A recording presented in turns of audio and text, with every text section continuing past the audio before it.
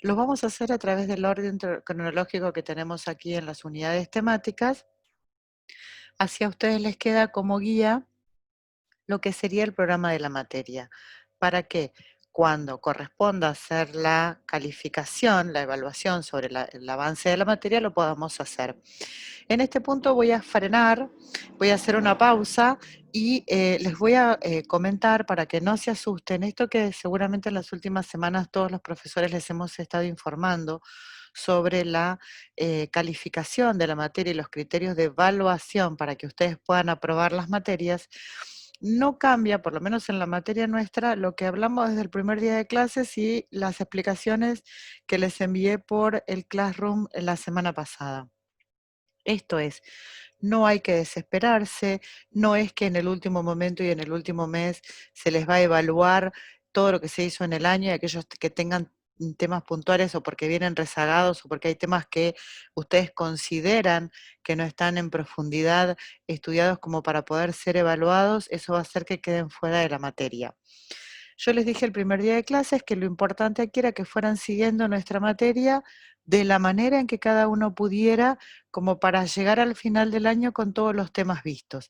Que después nos íbamos a ocupar, cuando nos llegaran las instrucciones, de cómo iba a ser el criterio de evaluación.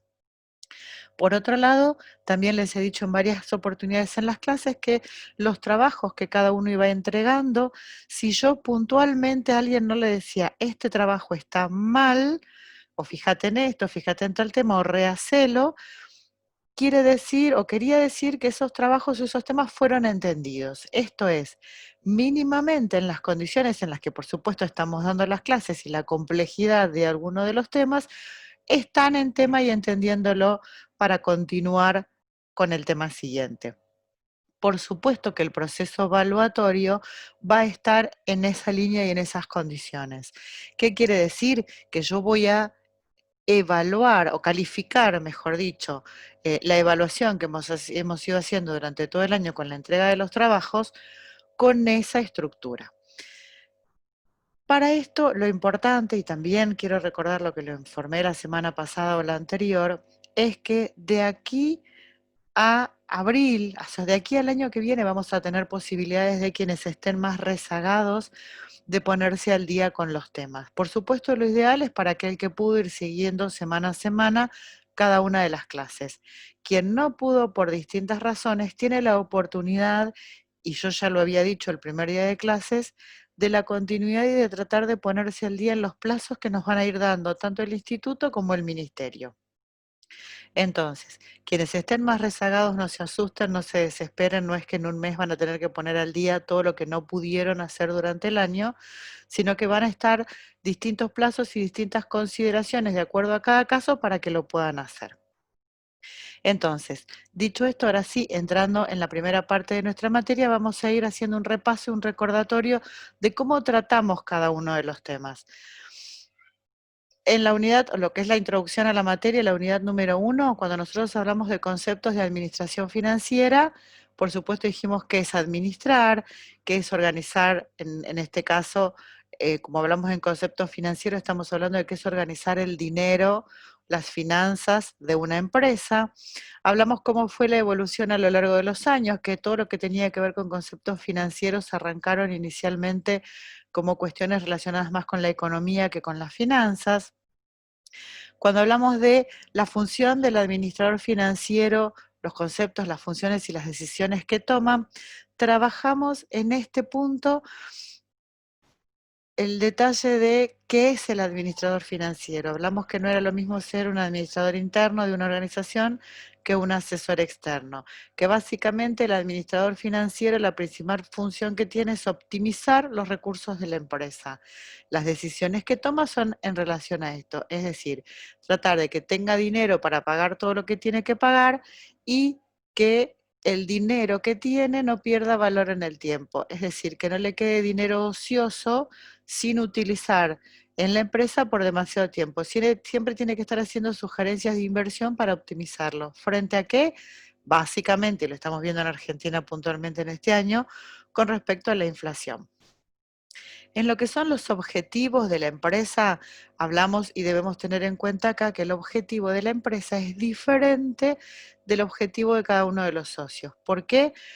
Porque nosotros, y ustedes también lo estudian en primer año en las materias contables, que la empresa es un ente independiente de los socios que la componen. Por eso tiene personería, tiene persona jurídica. Muchas veces el interés de la empresa puede no estar en un total correlato con el interés de uno de los socios. Esto no quiere decir que el socio, como comúnmente puede uno pensar, tire en contra, sino que a veces, por ejemplo, si una empresa necesita financiamiento, puede pedirlo a un socio o a un tercero, un banco o un prestamista. Para la empresa, tanto el socio como los prestamistas son terceros. Entonces, lo que la empresa evalúa es qué le conviene más, a quién le paga menos por pedir ese dinero. A los socios, los que le paga por pedirle prestado, por darle dinero, ese rendimiento que él se lleva serían los dividendos. Para los terceros, banco o terceros propiamente dichos, son los intereses que paga. Bien, ¿cuál es la relación entonces con la función financiera, los objetivos de la empresa? Por supuesto, tiene que ver con tratar de optimizar y está en estrecha relación con la del administrador financiero aquí, que es la tratar de optimizar todos los recursos de la empresa. Cuando hablamos de valor de dinero del tiempo, lo mencioné recién aquí, empezamos ya a trabajar con herramientas. ¿Esto qué es? Que el dinero, y lo estudiamos en economía, pierde valor a través del tiempo. Entonces lo que debemos tratar de hacer es siempre optimizarlo de manera tal que esto no ocurra. La manera de optimizar este dinero para que no pierda valor en el tiempo es hacerlo generar intereses, hacerlo rendir, como se dice comúnmente. Este concepto de hacer rendir el dinero es lo que nosotros estudiamos en este punto como sistema de capitalización simple o compuesto. Es decir, cómo le sumamos el dinero, el interés a ese monto. Para eso vimos como herramienta las fórmulas de capitalización simple y compuesta. El concepto de la capitalización simple, teníamos el concepto de la capitalización compuesta, que era el que estábamos viendo. Si yo en el mismo plazo, teniendo un mismo capital y una misma tasa de interés, en esta segunda opción digo, pongo el capital y ese capital más el interés, en este momento lo que me va a dar es un monto. Un monto. Ahora, para la operación número 2, este monto es el capital de la nueva operación. Entonces, capitalización simple, que era lo que habíamos visto, en un mismo plazo, la operación la hago una sola vez. En la capitalización compuesta la voy a hacer varias veces. Esto era cuando calculábamos como herramienta hacia adelante. También vimos, esto es, por ejemplo, cuando calculamos intereses en una operación de una colocación en el banco, dinero que le pido a alguien que me lo da en el día de hoy y lo tengo que devolver más adelante, un interés que deba en una deuda impositiva. ¿Me va a dar los 100 pesos? No, claro que no. Mi amigo, lo que me va a dar no son los 100 pesos en el día de hoy. A esos 100 pesos se les va a calcular con el efecto de la inflación y todo lo que tenga que ver con la pérdida del valor del dinero en el tiempo que vimos en economía, y supongamos me va a dar 90 pesos. Él va a hacer un cálculo o alguien me puede decir, bueno, yo para adelantarte el dinero que vas a cobrar, te cobro un 10%. Entonces, quiere decir que hoy voy a tener menos dinero de lo que ese valor, de lo que ese cheque tiene a futuro. Eso vimos como actualización. Cuando hablamos de planificación, este concepto de planificación y específicamente planificación financiera, nosotros hablamos de presupuestos. Lo que más nos interesaban eran los presupuestos financieros. Cuando hablamos de la planificación, dijimos que era todo un sistema que intervenía en todas las partes de la empresa.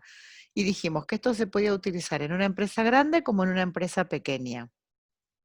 Dentro de lo que es el sistema de planificación y la elaboración de los presupuestos, nosotros vimos que para elaborarlos se partía de un concepto de pautas básicas, teníamos las pautas, estas pautas me decían cómo iban a ser los precios de ventas, los precios de compras, las cantidades de unidades, cuáles iban a ser los plazos para cobrar, los plazos para pagar. También necesitábamos partir de un balance inicial o una foto, generalmente se le dice foto inicial, un balance inicial. ¿Por qué? Porque yo tengo que saber en el momento en que voy a empezar a presupuestar con qué cuento, lo que normalmente conocemos como activo, pasivo y patrimonio, es decir, qué tengo de disponibilidades, qué tengo de mercadería, o sea, bienes de cambio, insumos, qué cosas tengo cuando arranco este proceso para poder pagar. Una vez que tenía esas pautas iniciales, que son las que van a marcar las condiciones de mi sistema de planificación, y tengo mi foto inicial, comenzábamos a hacer los presupuestos. Siempre empezábamos por los presupuestos económicos, que dijimos que esos presupuestos económicos los transformábamos en presupuestos financieros cuando hacíamos la pregunta de cómo se cobra y cómo se paga. Entonces, un presupuesto económico de ventas, preguntando cómo cobro, se transforma en un presupuesto económico financiero de cobranzas. Un presupuesto económico de compras, cuando le pregunto cómo pago, es el presupuesto financiero de pago de compras. Vimos entonces, una vez que terminábamos de elaborar todo nuestro sistema de planificación de presupuestos, la herramienta que quedaba al final de ese presupuesto que podíamos armar era el flujo de fondos. Este flujo de fondos o cash flow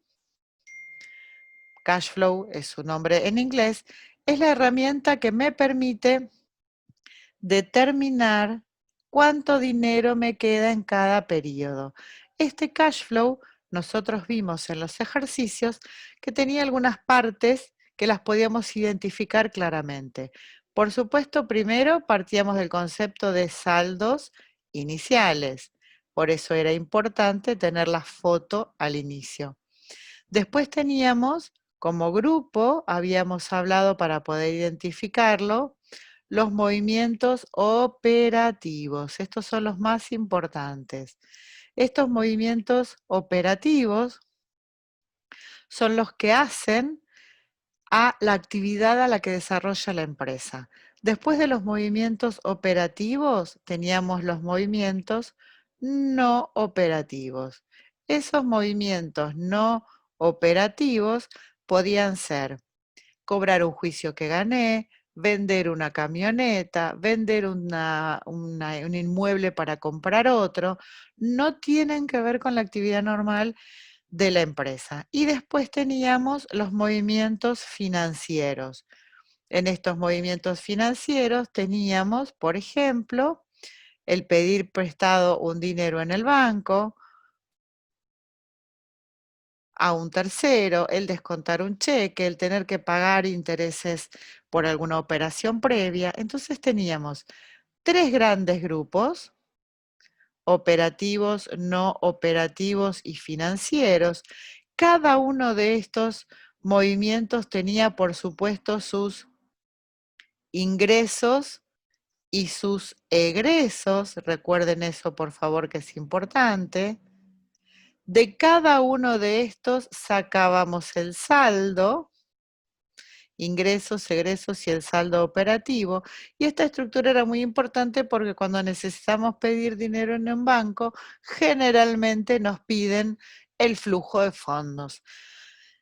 Bien, dentro de esa estructura de flujo de fondos, vimos que está relacionado con conceptos económicos, por eso los vimos muy por encima, lo que son los índices de los estados contables. ¿Qué eran los índices? Eran indicadores, en este caso Aquí los índices eran indicadores que los trabajábamos desde los estados contables. Como sabemos que el estado contable es una foto a un momento determinado, por supuesto siempre va a ser posterior a ese evento. Entonces me va a servir simplemente si trabajo sobre distintos estados contables para ver un análisis tendencial, una tendencia. ¿Qué porcentaje de? Mayoritariamente los índices me muestran esto. ¿Qué porcentaje de? Y entonces puedo hablar de qué porcentaje tengo de lo que se llama rotación de ventas, cuántas veces en el año vendo el patrimonio en términos de ventas. Tengo un índice de liquidez, que es la relación entre el total del activo corriente con el pasivo corriente, si me alcanza el activo de menos de un año para pagar todas las deudas de menos de un año, lo mismo que el índice de liquidez no corriente. Y así fuimos viendo distintos conceptos de indicadores financieros.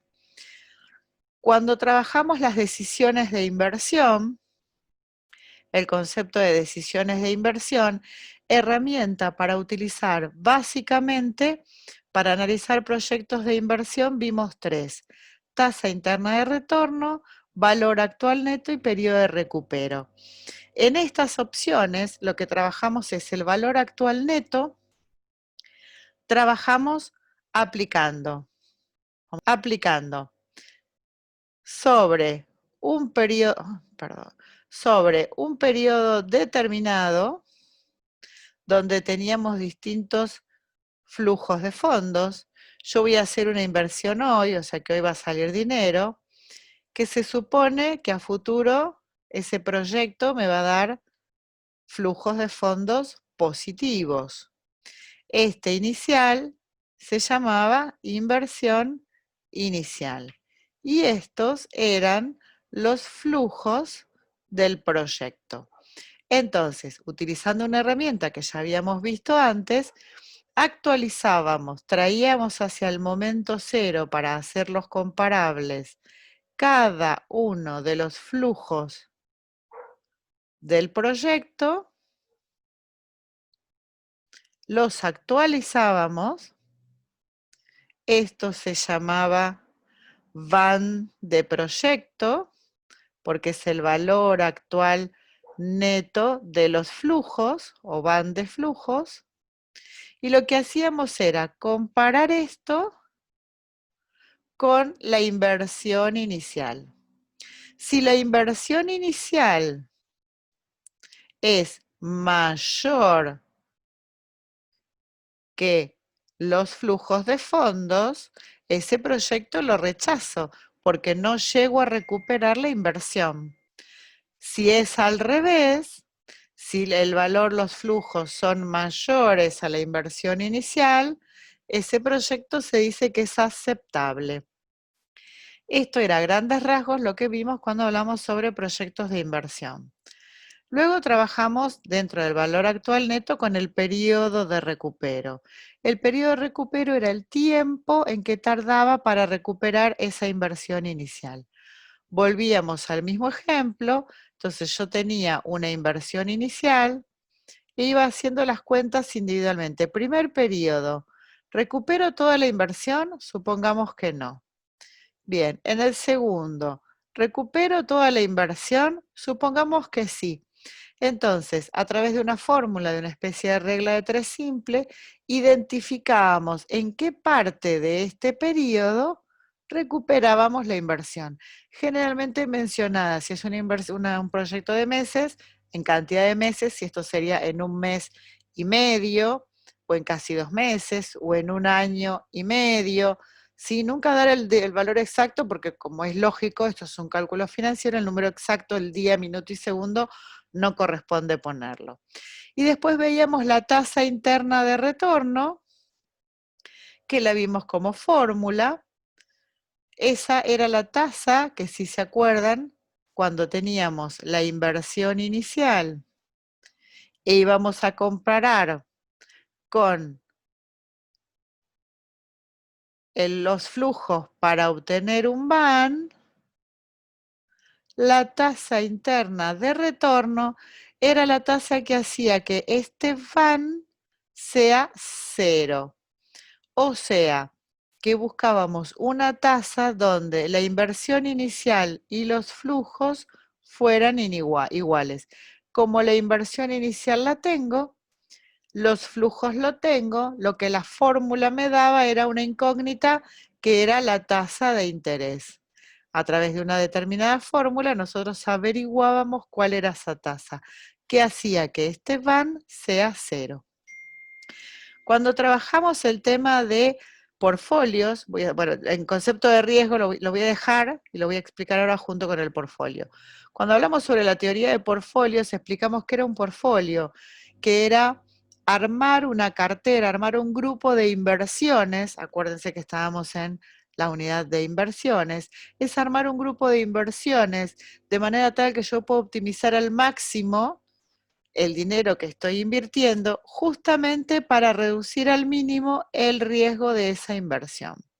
Entonces, ¿cómo lo hacíamos o qué quiere decir armar un portfolio? Es como, creo que en el ejemplo cuando di la clase lo puse, es como dirían antiguamente, no poner todos los huevos en la misma canasta.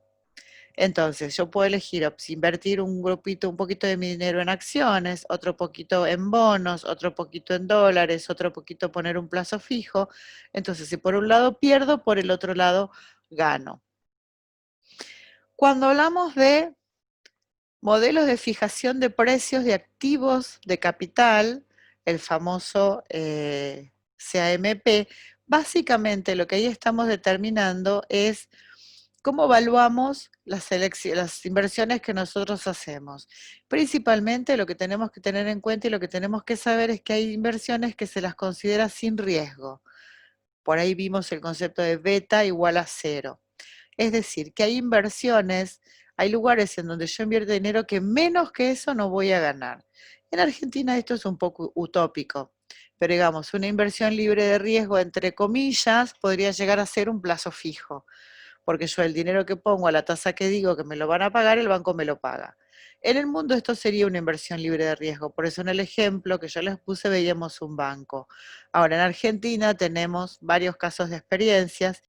Un día de laburo, 200 lucas de ganancia. ¿Esto era para cobrar? Te lo vas a tener que meter. Donde invertir en el banco no es una inversión libre de riesgo, más allá de que la ley diga que los depósitos que están en los bancos tienen garantía.